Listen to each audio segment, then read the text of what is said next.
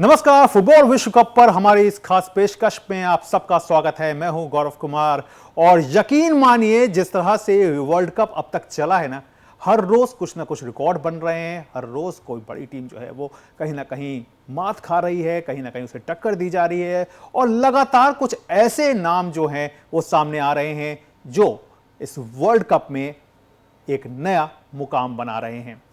तो आज देर रात जो है वो राउंड ऑफ 16 के मुकाबले जो है वो खत्म हो जाएंगे, लेकिन जो खत्म होंगे तो किसके साथ?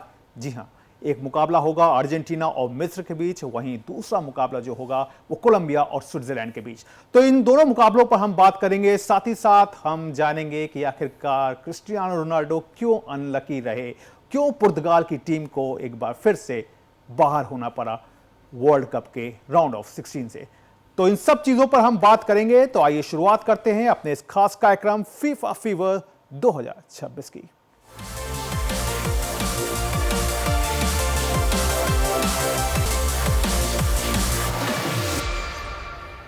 तो चलिए सबसे पहले शुरुआत करते हैं अर्जेंटीना और मिस्र के बीच आज रात जो मुकाबला होने वाला है राउंड ऑफ 16 का, उसी के साथ ही। तो फीफा वर्ल्ड कप में आज रात राउंड ऑफ 16 के मुकाबले में डिफेंडिंग चैंपियन अर्जेंटीना का सामना मिस्र से होगा। यह मुकाबला अटलांटा में खेला जाएगा। यह पहली बार है जब दोनों देश विश्व कप में एक दूसरे के आमने सामने होंगे। इससे पहले साल 2008 में अर्जेंटीना और मिस्र दोस्ताना मुकाबले में एक दूसरे से भिड़े थे, जहां अर्जेंटीना ने 2-0 से जीत हासिल की थी। अर्जेंटीना की बात करें तो टीम ने ग्रुप जे में शीर्ष स्थान हासिल किया। अर्जेंटीना ने ग्रुप स्टेज में अल्जीरिया, ऑस्ट्रिया और जॉर्डन को शिकस्त दी। वहीं राउंड ऑफ 32 के मुकाबले में टीम ने केप वर्डे को संघर्षपूर्ण मुकाबले में 3-2 से हराया। उधर मिस्र ने ग्रुप जी में दूसरा स्थान हासिल किया। मिस्र ने बेल्जियम और ईरान के साथ ड्रॉ खेला। वहीं न्यूजीलैंड के खिलाफ जीत दर्ज की। मिस्र की नजर पहली बार क्वार्टर फाइनल में पहुंचने पर है। और आइए अब जल्दी से एक नजर डाल लेते हैं इन दोनों टीमों के मौजूदा विश्व कप के स्टैटिक्स आंकड़ों पर। अर्जेंटीना ने जहां अभी तक 11 गोल किए हैं, वहीं मिस्र ने 6 गोल दागे हैं। तो दोनों का ये जो तुलनात्मक एक है वो आपके सामने रख रहे हैं कि किस तरह से रहा है। तो अब तक अर्जेंटीना ने इस वर्ल्ड कप में 11 गोल किए हैं, इजिप्ट की टीम ने 6 गोल किए हैं। अर्जेंटीना के खिलाफ जो हैं वो केवल 3 गोल आए हैं, जबकि मिस्र के खिलाफ 4 गोल देखने को मिले हैं। वहीं अगर बात करें हेड टू हेड में इनके शॉट्स ऑन टारगेट की, तो 25 अर्जेंटीना के शॉट्स जो हैं वो ऑन टारगेट रहे हैं, वहीं मिस्र के 16। वहीं पासिंग एक्यूरेसी में भी अर्जेंटीना जो है वो मिस्र से आगे दिख रही है, हालांकि मामूली सा ही अंतर है, 90% से ज्यादा पासिंग एक्यूरेसी रही, वहीं मिस्र की 85% से ज्यादा। शॉट्स ऑफ टारगेट में अगर बात करें तो ये 20 रहे हैं और वहीं पर 21 जो हैं वो शॉट्स ऑफ टारगेट रहे हैं मिस्र के। तो ये कहना चाहिए कि ये आसपास दोनों टीमें रही हैं, लेकिन फिर भी क्योंकि राउंड ऑफ 16 का मुकाबला है तो किसी को भी कोई भी टीम जो है वो दूसरे को हल्के में नहीं लेना चाहेगी। और इस वक्त हमारे साथ स्टूडियो में मौजूद हैं हमारे स्पोर्ट्स जर्नलिस्ट तपस। तो तपस, बहुत बहुत स्वागत है। और साथ ही भी अब जो मुकाबला है राउंड ऑफ 16 का, ये 2 मुकाबले जो हैं वो अब लास्ट रहने वाले हैं। अगर इस मुकाबले की बात करें तो कैसे देखते हैं, कि क्या लगता है कि मैसी मैजिक पर बहुत ज्यादा सवार है अर्जेंटीना, या फिर आपको लगता है कि मिस्र जो है वो इसी एक चीज का कहीं ना कहीं फायदा उठाएगी, कहीं ना कहीं मैसी के आसपास घेराबंदी रहेगी और टीम जो है वो कहीं ना कहीं उनका जो डिफेंस है उसको भेजने की पूरी कोशिश करेगी? देखिए, घेराबंदी तो जरूर रहेगी मेसी के तरफ, लेकिन ये मैच जो है ना 2 एम के बीच में है। क्यों? मेसी है अर्जेंटीना के लिए, मोहम्मद साला है इजिप्ट के लिए। तो ये जो दोनों खिलाड़ी हैं, हमने देखा है कि दोनों ही बहुत ही शानदार खिलाड़ी है, दोनों ही बहुत अच्छा परफॉर्म करते हैं और प्रेशर में काम करते हैं। मेसी के साथ फायदा जो है इस पूरे टूर्नामेंट में हमने देखा कि ये स्ट्राइकर की भूमिका निभा रहे हैं, ये प्लेमेकर की भूमिका निभा रहे हैं, मिडफील्ड संभाल रहे हैं। तो मेसी का मैजिक, मेसी का तालिस्मैन जो है वो एक्चुअली वो पूरी टीम को लेके जा रहा है। डिफेंडिंग चैंपियन है, मेसी पे बहुत ज़्यादा इस पे प्रेशर भी रहेगा कि इसको डिफेंड करने का। और ये हमने देखा कि लास्ट 2 मैचेस में जो प्रदर्शन किया है वो शानदार रहा है। वही अगर मैं बात करूं मोहम्मद साला की, मोहम्मद साला का जो लिवरपूल के खिलाफ, लिवरपूल के साथ जो उनका परफॉर्मेंस था वो कुछ खास नहीं था। अगर मैं बात करूं ये जो सीजन था वो कुछ खास नहीं किया।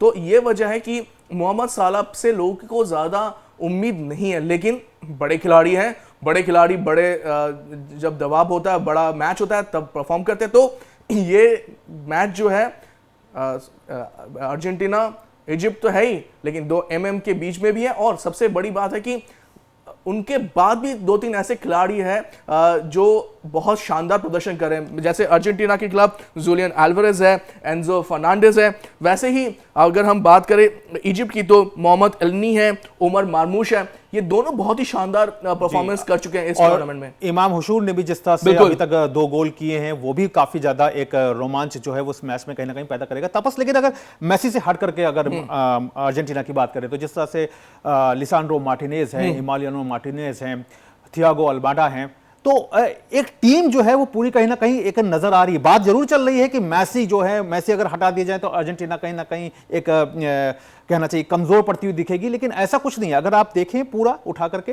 तो चाहे अल्जीरिया के खिलाफ जो हैट्रिक हुई थी उसमें भी मेसी को असिस्ट, तीनों गोल में असिस्ट किया था बढ़िया तरीके से उनके टीममेट्स ने। तो आपको क्या लगता है कि ये जो बातें चल रही हैं, इन बातों का जब इस तरह का एक मुकाबला होता है तो बहुत ज्यादा ये टीम कैंप में इस तरह की कोई बातें रहती हैं, या फिर लगता है कि जो हमारा स्टार खिलाड़ी है उसके लिए हमें मौके बनाने हैं, उसको एक पूरा साथ देना है, क्योंकि ये एक बड़ा मौका है? दो चीजें आपने कही।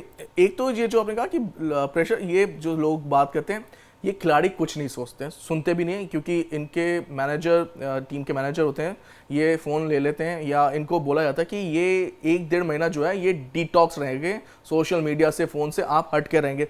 तो ये जो चीज़ है ये बहुत अहम हो जाती है। दूसरी चीज़ जो है कि इसमें कोई दो राय नहीं कि ये बहुत बड़े खिलाड़ी हैं मेसी, तो बातें उनके लिए ज़्यादा होगी। और ये भी फैक्ट है कि आसपास के जो खिलाड़ी है वो इस टूर्नामेंट में बहुत ज़्यादा उम्दा प्रदर्शन, इनफैक्ट अगर मैं कहूँ पिछला जो वर्ल्ड कप था उससे बेहतरीन परफॉर्मेंस इस बार का उनकी बाकी जो टीम के सदस्य हैं वो कर रहे हैं। ये एक 11 मेंबर की टीम है, एक खिलाड़ी से ज़्यादा फर्क नहीं पड़ता, लेकिन अगर वो खिलाड़ी मेसी जैसा हो जो पूरा प्लेमेकर, मैं बार बार कह रहा हूं प्लेमेकर होना बहुत महत्वपूर्ण है, क्योंकि वो सेट करता है, सेट पीसेस सेट करते हैं, वो खुद पास करते हैं और खुद ऐसी जगह पोजीशन में आते हैं। उसके बाद जैसे उनको पता होता है उनके खिलाड़ियों को कि ये मेसी इस जगह पे पहुंच जाएंगे, और वो जो तालमेल है वो इस टूर्नामेंट में हमें बहुत शानदार देखने को मिला है। और ये बहुत शानदार देखने को मिला। और साथ ही साथ तपस अगर बात करें इजिप्ट की तो उनके लिए तो ऐतिहासिक रहा है, क्योंकि पहली वर्ल्ड कप जीत मिली है। बिल्कुल, और पहली बार में पहुंचे, पहली बार नॉकआउट में भी जीते। बिल्कुल, और इतना लंबा जो उनका सफर है वो पहली बार हुआ है मॉडर्न एरा का, जो हम लोग फुटबॉल कहते हैं, मॉडर्न एरा फुटबॉल में पहली बार हुआ। तो इजिप्ट के लिए भी बहुत इन्होंने अभी तक जो परफॉर्मेंस किया है, तो ये कोशिश की जा रही है कि कोशिश करके कि इसको आगे लेके जाए, इसको और आगे लेके जाए। मुश्किल होगा, क्योंकि हमने पिछली बार मैचेस में भी देखा है कि जब अर्जेंटीना लय में खेलती है तो वो एक लैटिन अमेरिकन स्टाइल लेके आता है। वो जो स्टाइल है उसको जब वो फुल फॉर्म में होता है तो उसको रोकना बहुत मुश्किल होता है। तो इजिप्ट के लिए स्ट्रैटेजी क्या होगी? इजिप्ट के लिए स्ट्रैटेजी होगी काउंटर अटैक पे मूव करें, लो बॉल रखें और काउंटर अटैक पे मूव करें। जब क्योंकि हमने देखा है इस टूर्नामेंट में जब काउंटर अटैक होता है डीप में, बहुत बार खिलाड़ी क्या होता है अर्जेंटीना के, और हमने ब्राजील के साथ भी देखा है, साउथ अमेरिकन खिलाड़ी ये करते हैं। जब ऐसा होता है तो वो उनके जो फुल बैक्स है वो आगे की तरफ आ जाते हैं। तो जब ऐसा मौका आए तब इजिप्ट को आगे गोल करने के लिए करना। और मोहम्मद सलाह हमने देखा है, लिवरपूल का जो उनका इतिहास रहा है, 2 सीजन पिछले जो सीजन थे जब लिवरपूल जीता भी था, तब उन्होंने बहुत शानदार प्रदर्शन किया था, खास तौर से जब ये काउंटर अटैक होता था। बिल्कुल, जाहिर तौर पर। तपस अब दूसरा मुकाबला भी देख लेते हैं, क्योंकि जो मुकाबला होगा वो होगा स्विट्जरलैंड वर्सेस कोलंबिया के बीच। तो राउंड ऑफ 16 के इस अन्य मुकाबले में बुधवार को स्विट्जरलैंड की सामना जो है वो कोलंबिया से होगा। ये मैच वैंकूवर में खेला जाएगा। इन दोनों टीमों के बीच अब तक कुल 3 बार भिड़ंत हुई है, जिसमें एक विश्व कप का मुकाबला भी रहा है, जबकि 2 फ्रेंडली मुकाबले रहे हैं। कोलंबिया ने 2 में जीत दर्ज की है, जिसमें 1994 में विश्व कप में जीत जो दर्ज की थी वो भी शामिल है। वैसे इस विश्व कप में स्विट्जरलैंड ने 9 गोल किए हैं, वहीं कोलंबिया ने 5 गोल करने में सफलता हासिल की है। कोलंबिया के खिलाफ अब तक सिर्फ 1 गोल आया है, जबकि स्विट्जरलैंड के खिलाफ 3 गोल आए हैं। यह मैच दोनों टीमों के लिए काफी अहम है, क्योंकि दोनों सिर्फ एक बार अब तक विश्व कप के क्वार्टर फाइनल में पहुंचे हैं। तो कोलंबिया ने अब तक इस विश्व कप में 5 गोल दागे हैं। तो कोलंबिया का जो रिकॉर्ड रहा है वो अपना काफी अच्छा रहा। अब तक एक भी मुकाबला टीम जो है वो हारी नहीं है। टीम के खिलाफ अगर मुकाबले की बात करें तो सिर्फ 1 गोल टीम के खिलाफ आया है। वहीं स्विट्जरलैंड की बात करें तो स्विट्जरलैंड के खिलाफ भी अब तक सिर्फ 3 गोल जो है वो देखने को मिले हैं। दोनों टीमों की नजर जो है वो दूसरी बार विश्व कप के क्वार्टर फाइनल में पहुंचने पर है, यानी ये भी एक लंबा इतिहास हो चुका है। दोनों की जो है वो दूसरी बार कोशिश करेंगे कि क्वार्टर फाइनल में खुद को पहुंचाएं। दोनों के बीच में ये मुकाबला जो है वो वैंकूवर में जो है वो खेला जाएगा, तो मुकाबला काफी बड़ा रहेगा। जल्दी से एक सवाल जरूर इस मुकाबले पर ले लेते हैं अपने संवाददाता तपस से। तपस, कैसे देखते हैं इस मुकाबले को, क्योंकि एक बड़ा मैच है लेकिन उसकी छत्र छाया में एक छोटा कह सकते हैं या फिर कह सकते हैं अंतिम 16 में कोई छोटा नहीं होता। कोलंबिया भी अपनी जिस तरह से स्पीड से आ रही है और जिस तरह से स्विट्जरलैंड तो हमेशा से एक अच्छा मानी गई अच्छी टीम है। स्विट्जरलैंड जैसे स्विस घड़ी होती है, बहुत ही प्रिसिशन के साथ काम करती है, और कोलंबिया उन्होंने दिखाया है इस टूर्नामेंट में फ्लेयर, ये फिर लैटिन अमेरिकन फ्लेयर दिखाते हैं। ज़रूर दोनों टीमें बराबर की है, लेकिन मैं फिर कहूँगा कोलंबिया का थोड़ा एज ज़्यादा है, क्योंकि उन्होंने जिस तरीके से प्रदर्शन किया है इस वर्ल्ड कप में, जो उनके पास जो टीम स्ट्रेंथ है वो मुझे लगता है कि भारी पड़ने वाला है स्विट्जरलैंड पे। बट ये वर्ल्ड कप है, तो यहाँ पे कुछ भी मुमकिन हो सकता है। बिल्कुल कुछ भी मुमकिन हो सकता है, ये ऐसा कहना है हमारे संवाददाता का। और वाकई जिस तरह से हमने देखा है कि अभी जिस तरह से अब पोर्चुगल जो है वो बाहर हुई है, और पोर्चुगल के खिलाफ भी कोलंबिया का जो खेल हुआ था वो काफ़ी दमदार देखने को मिला था, हालांकि ड्रॉ रहा था। इसलिए मैं कह रहा हूँ कि इसको कम आंकना मतलब शायद ठीक नहीं होगा। बिल्कुल। और आइए अब देख लेते हैं कि स्पेन ने किस तरह से पोर्चुगल का जो सपना है वो तोड़ा है। तो रोमांचक जीत के साथ क्वार्टर फाइनल में पहुंची स्पेन इस विश्व कप में अब तक अपनी अभेद रक्षा पंक्ति के लिए सुर्खियों में है। लगातार 6 मैचों में क्लीन शीट, 609 मिनट तक गोल पोस्ट सुरक्षित और बिना गोल खाए क्वार्टर फाइनल में पहुंची स्पेन ने विश्व कप इतिहास में एक नया अध्याय लिख दिया। आप देखिए रिपोर्ट। स्पेन की अभेद दीवार, बिना गोल खाए क्वार्टर फाइनल का सफर, बेहतरीन अटैक, मिडफील्ड में सितारों की भरमार और अब रक्षा पंक्ति भी बन चुकी है स्पेन की सबसे बड़ी ताकत। इसी संतुलन के दम पर स्पेन ने फीफा विश्व कप 2026 के क्वार्टर फाइनल में जगह बना ली है। 18 साल के लामिन जमाल पूरी तरह से फिट होकर लौट चुके हैं, जबकि मिकेल ओयारज़ाबल शानदार फॉर्म में है। ओयारज़ाबल ने स्पेन के लिए अपने पिछले 17 मुकाबलों की 17 शुरुआती एकादश में 17 गोल दाग चुके हैं। मिडफील्ड में पेड्री खेल की गति तय कर रहे हैं, वहीं 2024 बैलन ड'ओर विजेता रॉड्री टीम की धुरी बने हुए हैं। 6 मैच 6 क्लीन शीट। इस विश्व कप में स्पेन की सबसे बड़ी पहचान उसकी मजबूत रक्षा पंक्ति रही है। लुइस डेला फियोंटे की टीम अब तक टूर्नामेंट में एक भी गोल नहीं खाई है और क्वार्टर फाइनल तक पहुंचने वाली एकमात्र ऐसी टीम है जिसका गोल पोस्ट अब भी अभेद बना हुआ है। स्पेन ने लगातार 6 विश्व कप मैचों में क्लीन शीट रखकर नया इतिहास रच दिया। इससे पहले ये रिकॉर्ड इटली और स्विट्जरलैंड के नाम संयुक्त रूप से दर्ज था। स्पेन अब विश्व कप में 10 घंटे 9 मिनट से बिना गोल खाए खेल रही है। स्पेन ने यह लगातार उपलब्धि गोलकीपर उनाय सिमोन की बदौलत हासिल की है। उन्होंने विश्व कप में लगातार 600 मिनट तक गोल न खाकर नया रिकॉर्ड बनाया है। उन्होंने इटली के वॉल्टर जेंगा और स्पेन के दिग्गज इकर कैसियास के रिकॉर्ड को भी पीछे छोड़ दिया है। रक्षा पंक्ति में आयमेरिक लपाटे और युवा डिफेंडर पाओ क्यूबार्सी की जोड़ी बेहतरीन तालमेल के साथ खेल रही है। वहीं पेड्रो पोरो और मार्क कुकरेला फुल बैक की भूमिका में टीम को मजबूती दे रहे हैं। रॉड्री भी अपनी सर्वश्रेष्ठ लय में दिखाई दे रहे हैं और टीम के संतुलन का महत्वपूर्ण हिस्सा बने हुए हैं। 2010 में विश्व कप जीतने के बाद स्पेन का सफर आसान नहीं रहा।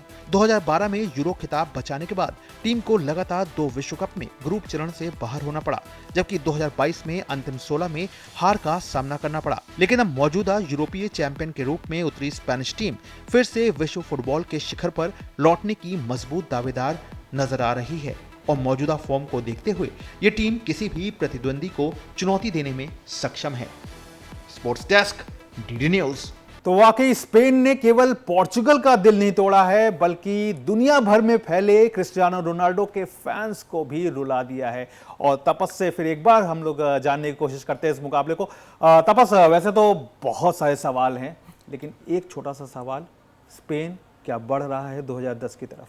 लग रहा है जिस तरीके से उनका परफॉर्मेंस रहा है, और लग रहा है कि पीक कर रहे हैं। देखिए, बहुत सी ऐसी टीमें जो पहले पीक कर जाती है, ये ऐसी टीम है जो लग रहा है कि सही टाइम पे पीक कर रही है।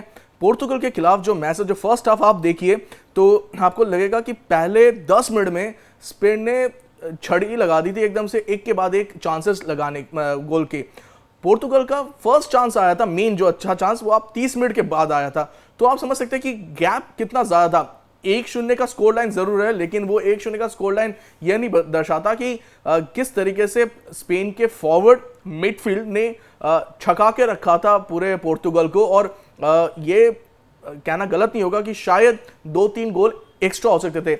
वहीं आपने क्रिस्टियानो रोनाल्डो की बात की, सच में मतलब ये इस जनरेशन के इस गोट कहे जा सकते हैं, ग्रेटेस्ट ऑफ ऑल टाइम में उनका नाम शुमार है। मेसी के साथ हमेशा कंपेयर होता है, लेकिन मैं ये कहूँगा कि मेसी के पास एक फीफा वर्ल्ड कप की ट्रॉफी है और दूसरा फीफा वर्ल्ड कप की ट्रॉफी की तरफ वो बढ़ चुके हैं। रोनाल्डो के कैबिनेट में, उनके घर पे ये एक ट्रॉफी की कमी ज़रूर खलेगी। और जो लोग कहते हैं, मैं ये कहूँगा कि ये वाला जो मैच था इसमें भी हमने देखा कि रोनाल्डो अपनी पूरी लय में नहीं थे और जब बहुत ज्यादा ऑफ कलर थे, ये कैसे बहुत ऑफ कलर थे। ये इस मैच में भी, इससे पहले वाले मैच में भी, और पहले वाले मैच में इस वजह से उनको सब्स्टिट्यूट किया था, नाराजगी भी काफी हुई थी उनकी। बिल्कुल बिल्कुल, इसमें कोई दो नहीं। तो ये जो चीजें टीम को देखना पड़ेगा, टीम मैनेजमेंट को, क्योंकि उम्र हो रही थी। अगर जैसे हमने स्पेन में भी देखा कि यंग खिलाड़ियों को लेके आए, उनको दिया गया मौका। और एक चीज और इंपॉर्टेंट थी स्पेन के इस गोल में कि जो दोनों जो गोल हुए, जो एक गोल हुआ, एकमात्र गोल हुआ, वो किया सब्स्टिट्यूट ने। बिल्कुल, मेरिनो भी सब्स्टिट्यूट के तौर पे थे और उनको जो असिस्ट किया फेरन टोरेस ने, वो भी सब्स्टिट्यूट के तौर पे थे। और ये हिस्ट्री बनी है और ये इंपॉर्टेंट है क्योंकि आपने उनको चांस दिया। अब पोर्तुगल, मैं आपसे थोड़ी देर पहले पूछ रहा था, आप सोचिए PSG यूरो चैंपियन है, ठीक है, 5 खिलाड़ी उनके पोर्तुगल टीम में थे, 4 को मौका मिला, 1 को आप जो फॉर्म में है आप उनको क्यों नहीं आपने मौका दिया? जब आपको पता है कि आपका जो टैलिस्मैनिक खिलाड़ी है क्रिस्टियानो रोनाल्डो, वो शायद उस लय में नहीं खेल पा रहा, तो आपने क्यों नहीं यंग खिलाड़ियों को मौका दिया और लेके आए? तो शायद मैच का रुख कुछ और हो पाता। लेकिन जैसे कहते हैं कि ये फुटबॉल है, ब्यूटीफुल गेम है, कोई जीतेगा कोई हारेगा। तो आज ये कहते हैं रोनाल्डो का करियर भी खत्म। और दूसरी चीज़ है, मैं कहूँगा कि आपको पता होगा पोर्तुगल का एक गोल्डन जनरेशन था, लुई फिगो, रुई कोस्टा, ये इन्होंने जीता था 1994 के बाद, उन्होंने अंडर 17 ट्रॉफी जीती थी। उसके बाद सबने कहा था कि ये वर्ल्ड कप विनिंग के लिए सबसे शानदार टीम है, उनसे भी नहीं हो पाया। और ये 2016 का यूरो चैंपियन थे क्रिस्टियानो रोनाल्डो, उनसे भी नहीं हो पाया ये वर्ल्ड कप जीतना। बिल्कुल जाहिर तौर पर। चलते चलते एक और आपसे बस जानना चाहेंगे कि बेल्जियम और स्पेन में आप किसको मान रहे हैं पलड़ा भारी किसका होगा? हाँ, बेल्जियम स्पेन में मुश्किल है कहना, दोनों ही बहुत स्ट्रांग टीम है। आज जिस तरीके से बेल्जियम ने 4-1 का स्कोर लाइन दिया, लुकाकू, मतलब मुझे लगा लुकाकू ने पिछले मैच में भी बहुत शानदार परफॉर्मेंस लास्ट में आकर के किया था। मैं ये कहूंगा कि ये जो है ये थोड़ा अलग होने वाला है, क्योंकि बेल्जियम का स्टाइल ऑफ प्ले अलग है, स्पेन का थोड़ा अलग है। On paper I would say कि मैं स्पेन के साथ रहूंगा, लेकिन बेल्जियम, मतलब वो ये 19-20 का फर्क है इस मैच में। जाहिर तौर पर 19-20 का फर्क है। और तापस आप आए और इसलिए आपने अपना जो बातें रखी हैं वो उसके लिए बहुत बहुत शुक्रिया। तो जाहिर तौर पर ये जो मुकाबले हो रहे हैं वो अपने आप में एक कामयाबी की तो नई दास्तान लिख ही रहे हैं, लेकिन साथ ही साथ टीमों को भी एक नए सिरे से सामने रख रहे हैं। इस बीच में बेल्जियम के खिलाफ भी जो मुकाबला हुआ वो भी काफी रोमांच की हदों को पार करता हुआ नजर आया, जहां चार्ल्स डे केटलर के शानदार 2 गोलों की बदौलत बेल्जियम ने फीफा वर्ल्ड कप के प्री क्वार्टर फाइनल से क्वार्टर फाइनल में अपनी जगह जो है वो पक्की कर ली है। अमेरिका को टीम ने 4-1 से हरा करके टूर्नामेंट से बाहर कर दिया। इसके साथ ही बेल्जियम ने क्वार्टर फाइनल में अपनी जगह को केवल सुनिश्चित ही नहीं किया बल्कि एक ठोस अंदाज में खुद को सामने रखा है। बेल्जियम ने मुकाबले की शुरुआत से ही आक्रामक खेल दिखाया और 9वें मिनट में बढ़त हासिल कर ली। निकोलस रास्किन के सटीक पास पर डे केटलर ने आसान टैप इन करते हुए टीम को 1-0 से आगे किया। 31वें मिनट में अमेरिका के टिलमैन की फ्री किक बेल्जियम के हैंस पनाकेन से डिफ्लेक्ट होकर गोल में चली गई और स्कोर 1-1 की बराबरी पर आ गया। हालांकि बेल्जियम ने सिर्फ 2 मिनट बाद ही फिर बढ़त हासिल कर ली। लिएंड्रो ट्रोसार्ड के शानदार क्रॉस पर डे केटलर ने हेडर के जरिए अपना दूसरा गोल दागते हुए टीम को 2-1 से आगे किया। दूसरे हाफ में अमेरिकी गोलकीपर मैट फ्रीज की गलती बेल्जियम के लिए वरदान साबित हुई। डे केटलर ने गेंद छीनकर मौका बनाया, जिसका फायदा उठाते हुए हैंस पनाकेन ने पेनल्टी बॉक्स के बाहर से शानदार शॉट लगाकर बेल्जियम की बढ़त को 3-1 कर दिया। इंजरी टाइम के 30वें मिनट में सब्स्टिट्यूट खिलाड़ी रोमेलो लुकाकू ने तंग कोण से शानदार गोल दागकर बेल्जियम की 4-1 से जीत पर मोहर लगा दी। इस हार के साथ ही अमेरिका टूर्नामेंट से बाहर हो गया है। वहीं बेल्जियम ने दमदार प्रदर्शन के साथ विश्व कप के अंतिम 8 में जगह बना ली है। और आइए अब आप एक बार आपको दिखा देते हैं कि गोल्डन बूट की जो रेस है वो कितनी रोमांचक हो चली। तो आपके स्क्रीन पर हैं जो गोल्डन बूट में सबसे आगे चल रहे हैं, किलियन एम्बापे 5 मैच में 7 गोल। वहीं लियोनेल मेसी 4 मैच में 7 गोल कर चुके हैं। अर्लिंग हालैंड 4 मैच में 7 गोल कर चुके हैं। हैरी केन जो है वो 5 मैच में 6 गोल कर चुके हैं। एम्बापे इसलिए आगे चल रहे हैं क्योंकि इन्होंने 2 असिस्ट भी किया हुआ है। तो ये है गोल्डन बूट की पूरा समीकरण, और जिस तरह से यहां पर एम्बापे और लियोनेल मेसी के बीच की जो लड़ाई है वो रोमांचक होती जा रही है, वो जाहिर तौर पर एक नया अध्याय लिख रही है। फ्रांस जो है वो क्वार्टर फाइनल में पहुंच चुका है। टीम का सामना जो होगा वो मोरक्को से होगा क्वार्टर फाइनल में, लेकिन अर्जेंटीना आज अपना इंतजार कर रही है मिस्र के खिलाफ मुकाबले के लिए। तो आप भी कहीं मत जाइएगा, आपके लिए ये शो जो है वो हमारे सोशल मीडिया प्लेटफॉर्म पर हमेशा हाजिर रहेगा, हरदम हाजिर रहेगा, और यहां पे आपको सटीक जानकारी मिलेगी। बस इसके लिए आपको हमें फॉलो करता रहना पड़ेगा। आप हमें सोशल मीडिया के हमारे यूट्यूब चैनल पर भी आप फॉलो कर सकते हैं, इंस्टाग्राम पे फॉलो कर सकते हैं, फेसबुक पर कर सकते हैं, और एक्स पर भी हमें फॉलो करके तमाम जानकारी जो है वो ले सकते हैं। बहरहाल आज के इस अंक में इतना ही। हमारी पूरी स्पोर्ट्स टीम को दीजिए इजाजत। नमस्कार।